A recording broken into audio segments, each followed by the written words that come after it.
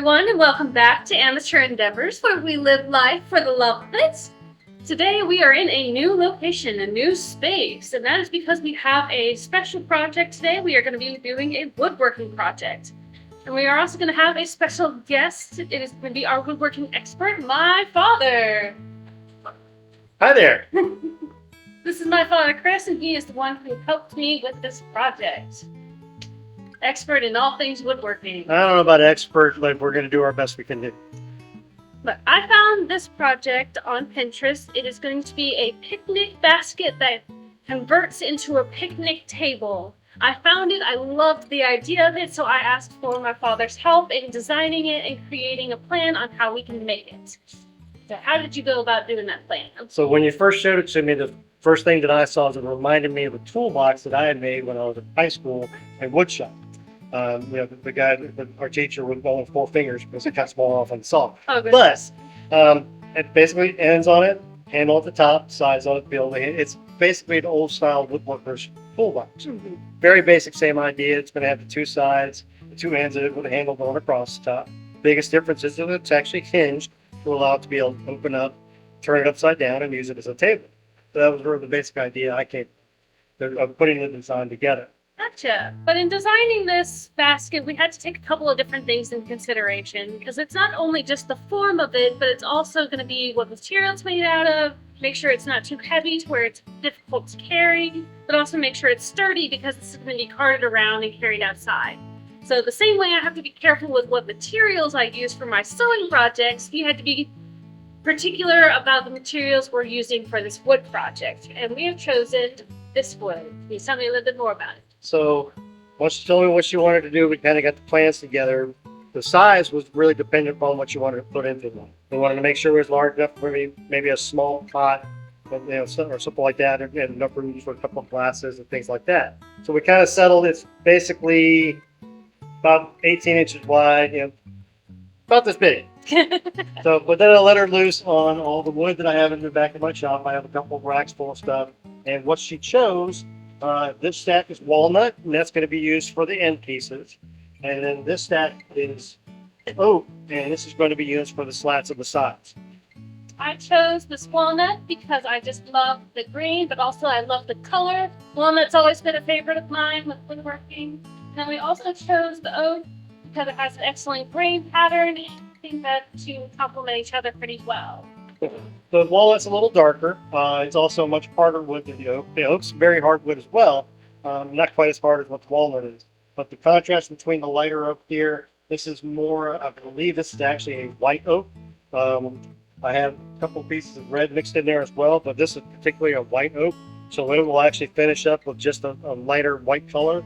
Whereas the excuse me, the walnut, especially once you even just put in a clear finish on it, which is what we're planning on for the entire project, it's just going to make the grain pop and it's going to darken it up by itself. Having the hardwoods for this kind of a project, it's not something that's going to stay outside, but it's going to be used outside. So it will take getting beat, you taking it out of your car and you bang it up against the door accidentally. This is going to hold up pretty well. You're not going to have a lot of problems with it getting dinged up and things like that. Whereas if we used a much softer wood like a pine or a poplar or something like that, it's not going to take the abuse quite as well. The hardwoods are going to last even if it gets a little rain on it. It's going to just wash it off and it's not going to have any problems with it at all. What we're going to have to do with this particular material is, because you kind of see here, if you look at the different ends of it, it's all a different thickness. And to make sure that we're working with the exact same thickness for everything, we're going to be running all this through a planer. I happen to have a planer. If you did not have one, the material that you would be purchasing or having to pick up, you would have to make sure it was all the same thickness because you're not going to be able to run it through the planer the way that I am. But once we run it through the planer, this will all be the exact same thickness. We'll trace some patterns, cut it out, and then we'll assemble the whole thing. Without further ado, let's get started on that. All right, so we're at the table now. We're going to glue up the pieces that are going to act as the base. So this isn't the actual size. We'll end up cutting it out, but we need to get the boards glued together to make sure that they will hold together and it'll become one big piece. All right, so what we're going to do, we're going to pull it apart a little bit. Normally if these weren't lining up as cleanly as they are, I'd have to cut them on a table saw or something like that to make sure we had clean edges for each board. but these are actually lined up really well. It's not a piece of furniture, so it's not doesn't have to be exactly perfect. So this is going to work out. Well, we're going to spread these apart. I'm going to rotate them up onto the clamps. And we're going to get ready. So what we're going to do is we're going to run a little bit of a sander across the edge with just a hand sander to make sure our edges are clean. Then we'll put glue on these 3 pieces, lay them back down, and we'll clamp them together to glue. All I want to do is just make sure when I'm looking at it that my edge is kind of clean. So just take a small sanding block, make sure it's kind of clean there. I'm going to set this back up here. Take my next piece. And this one I'm going to do both edges because both edges are going to have glue on them. I'm going to set this one here. And as you've seen how I do it, I'm going to give you the block. Both edges on that one board need to be done.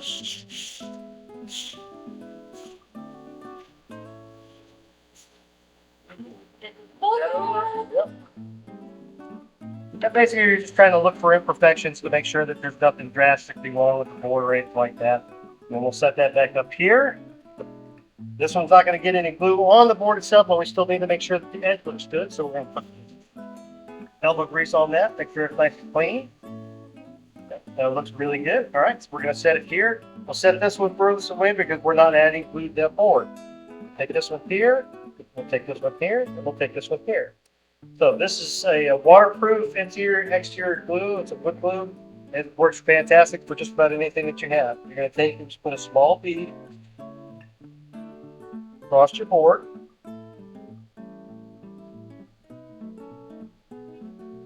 And then I've got a little rubber poly brush here, and just make sure that my glue is all the way on my board.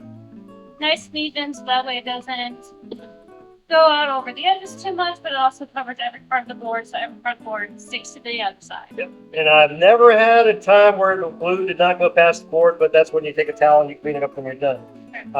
I've had people tell me that they prefer to put glue on both sides of the board before they meet.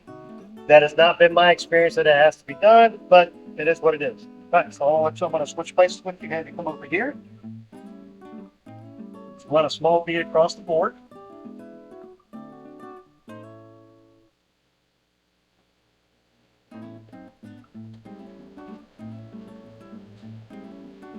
The glue does have a good working time, so even having to get glue on all 3 boards, it's going to have plenty of time to be able to get it on there and make sure that we have plenty of bond for the boards. You don't ever worry about the glue spilling over the edges a little bit. That's going to happen regardless. Doesn't matter what you do, especially once we lay them down and start gluing the glue that we had. This Prasino is going to try and come down underneath of it anyway. There are different things that you can do to make sure that that's clean. What's really nice is this is actually a water-based glue, so it cleans up very easily. There are some polyurethane or oil-based glues out there that you got to take a little bit more caution as far as being able to clean them up. Like, I've worked with those glues. They can be a pain.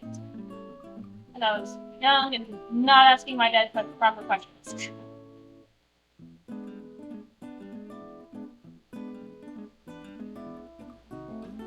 All right, so set that off to the side. So what we're going to do, we're going to pull this one this way a little bit, pull this one this way a little bit. You're going to lay that board down. Have it against the orange edge here. Make sure it's nice and clean. Then you're going to rotate that one where the glued edge. Take it towards the wood, exactly just like that. Do the same thing. And then one last board. Boom. And then these are extra cabinet clamps. Once they go in, they're going to tighten down this side a little bit. You'll see it moving there. And you'll actually see the glue starting to move out, especially. And as we're clamping down, we're going to kind of press down on the boards a little bit to make sure that they're staying down. Because they can sometimes, if you're not careful, they can't cup up. And then you have all kinds of issues. So we're trying to keep this flat. So I'm making sure my boards are down. And putting some torque on it. You can't really see it too well on the camera, but the little gaps up here in the boards we're closing up as we're clamping down and trying the handles on here. Now that I got them both, I'm going to really kind of torque them in there. Once the glue sets, this isn't coming apart. You'd have to really kind of beat it together a little bit to get it to come apart. But once this is set, we'll clean it up a little bit more with a sander, things like that. Maybe even run it through the planer one time to get a nice clean surface on it. And then that'll be the base for the picnic table.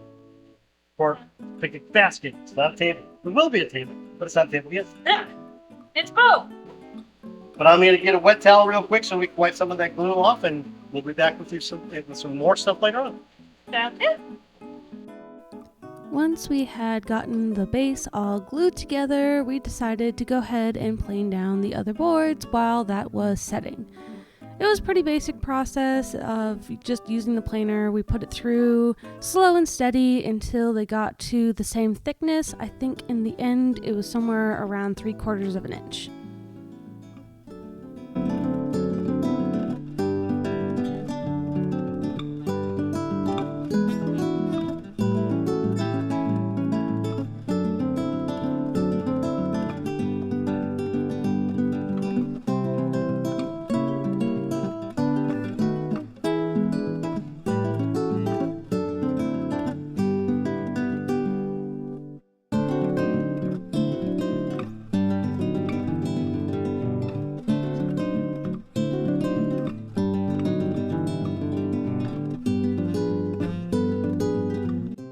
Alright, now we have prepped our boards. They are now all the same thickness. They're all the same thickness.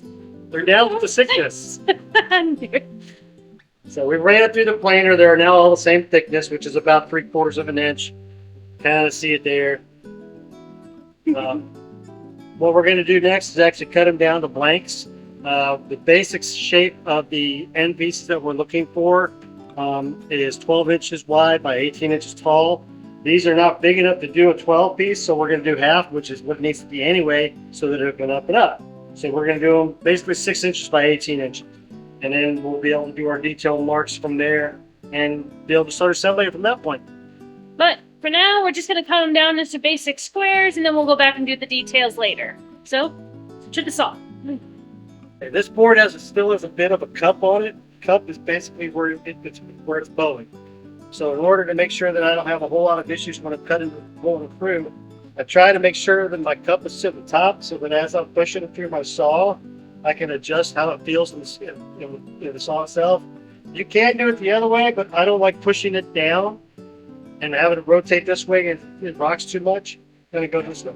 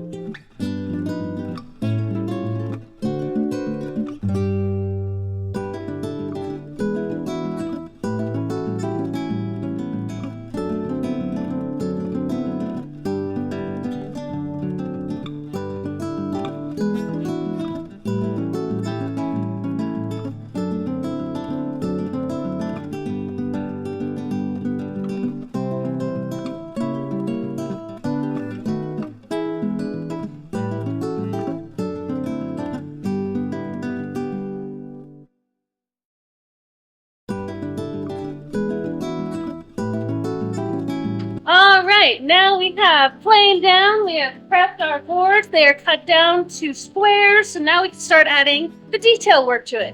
Dad, you want to explain how we're going to do that today? So this is one side of the end of the box that's going to open up and be able to turn the table.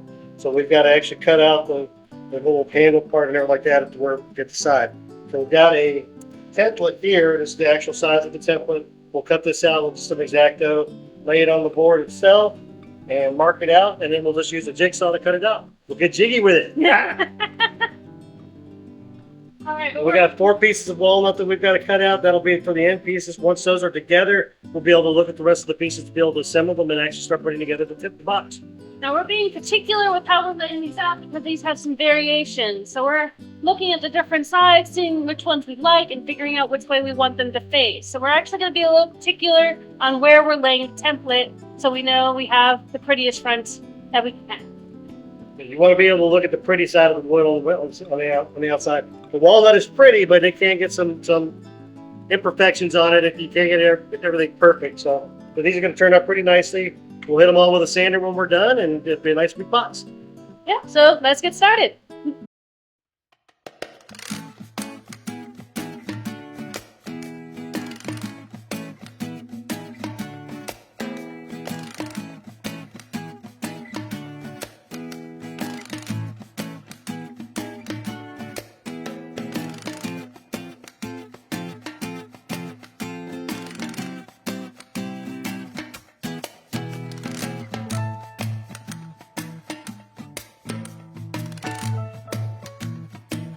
Have a little bit more of an angle, get a little bit wider at the top. I think I would like that. Okay. Might as well. Can't hurt. That's why you look at it at this point. It's like, okay, they can change it. Yep. It is kind of funny how many correlations there are between woodworking and sewing. It's just different mediums. Alright, so we are clamping this down onto this foam. Dad, tell me what this foam is for. So ordinarily, something like this would be best used on a bandsaw, which has a nice fat blade. And it's a saw blade on a band, so it falls through. And you'll be able to manipulate it to cut it through that way. I don't have a bandsaw. It's on my list, but I don't have one yet. So we're going to be using a jigsaw with this handheld tool right here. Nice aggressive blade to be done with the ball gun. When I put it on the foam, I've got 2-inch foam here to where I can just run the line, and I don't have to worry about what I'm cutting out underneath it. I have to clamp in place just to kind of give it some handheld where I don't have to worry about it fighting me too much at the same time. It'll just roll through, cut it out, then I'll put a straight edge on this side to cut that piece off, and it'll be good to go. Sounds good.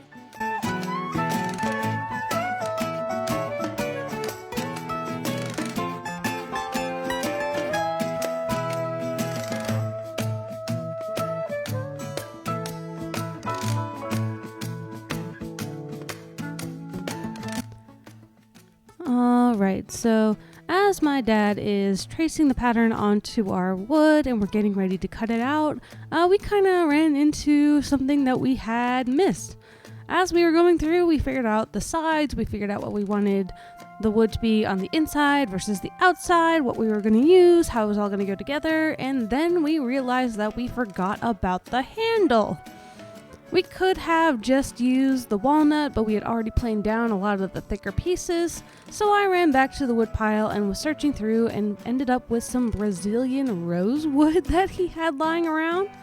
It was some gorgeous wood. It was really, really pretty. So in a second, you're going to see us cutting it down to shape, rounding the edges and prepping it to be a handle, but also going back to these end pieces that we started with and cutting out a notch for the handle to fit into.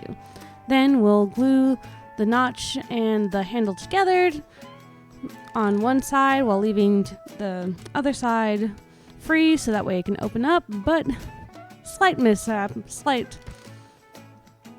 we forgot, but it was okay. We went back and we found some wood and now it's going to look gorgeous.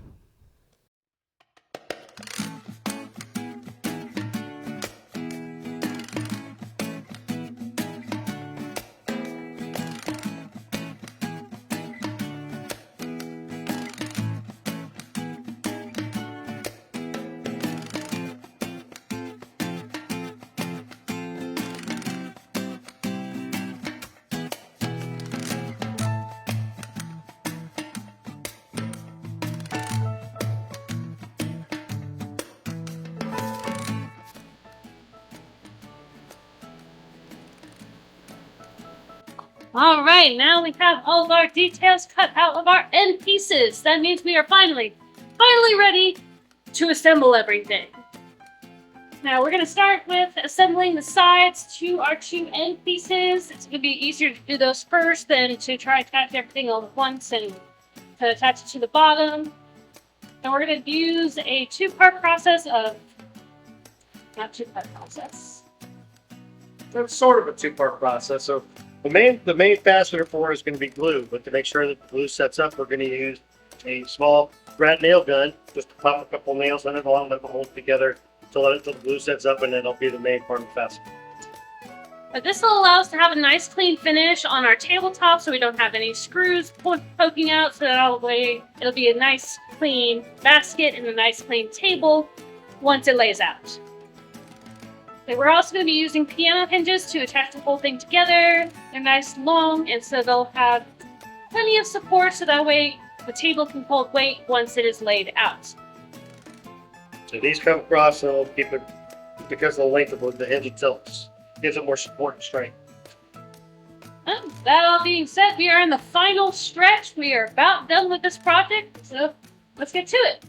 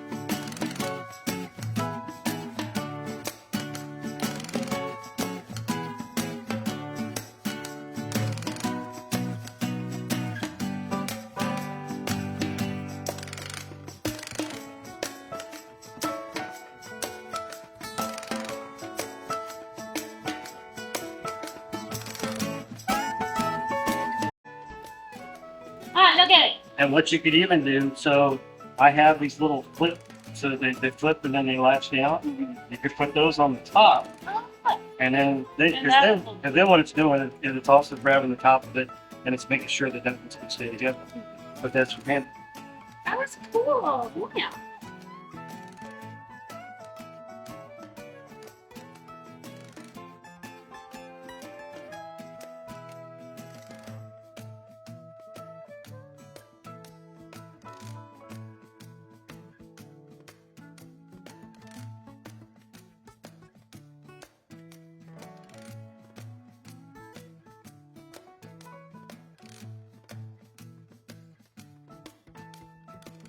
All right, now we have attached all sides. We have attached the hinge, so now it opens ever so nicely. The handle's attached as well.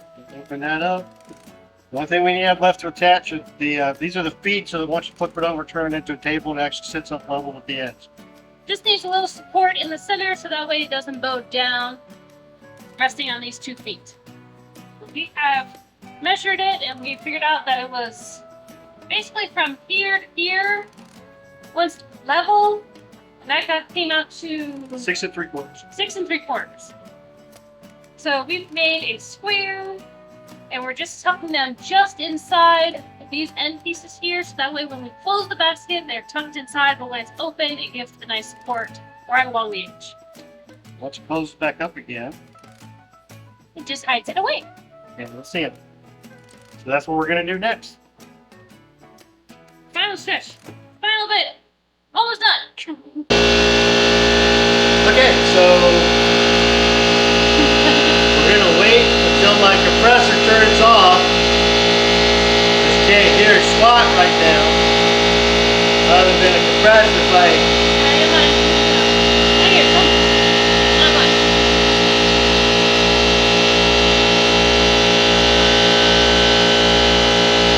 It's so loud.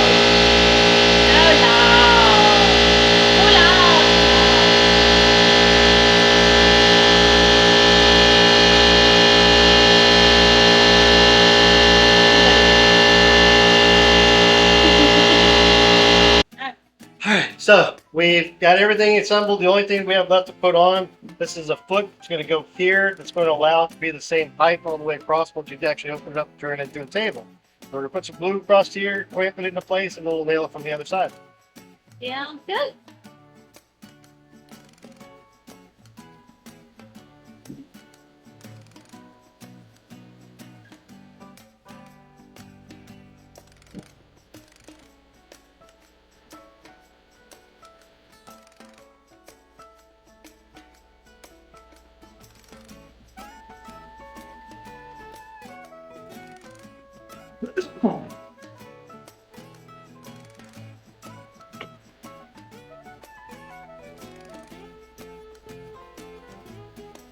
Okay, Lord, we can grab the plant.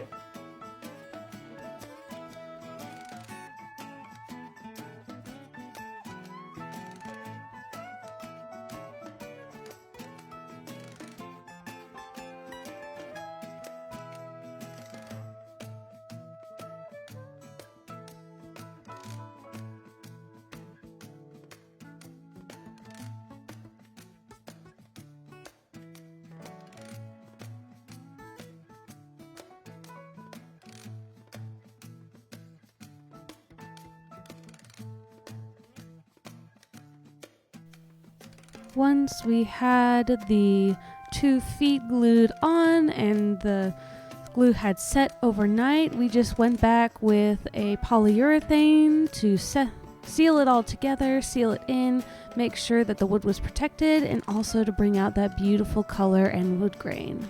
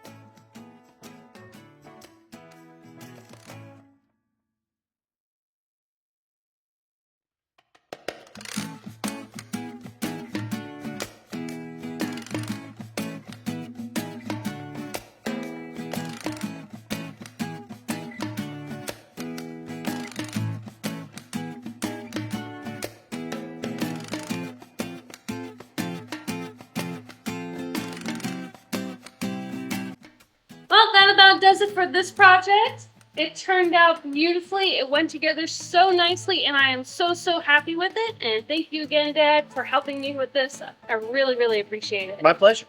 But this is the first coat of polyurethane on it. We used an oil base. It's probably gonna take at least 3 coats, but we decided to stop it here because I don't know if you guys noticed all the costume changes, but this took us several days to make.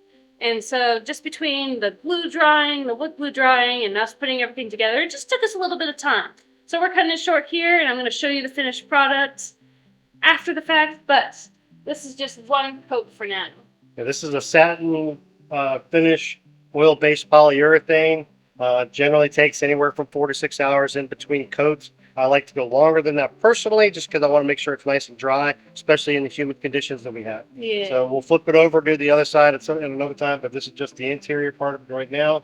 The walnut, the oak, and the rosewood, it's all turning out beautifully. It's a nice, contrasted colors and things like that. She thought about doing a walnut finish on the oak just to kind of get the colors to match, but it actually looks really nice just having the separation of the colors.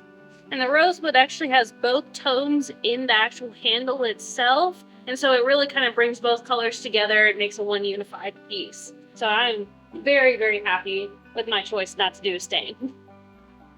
Thank you again, Dad, for helping me with this project, and you guys will have to join us again another time. I'm sure I will have my father back on the show.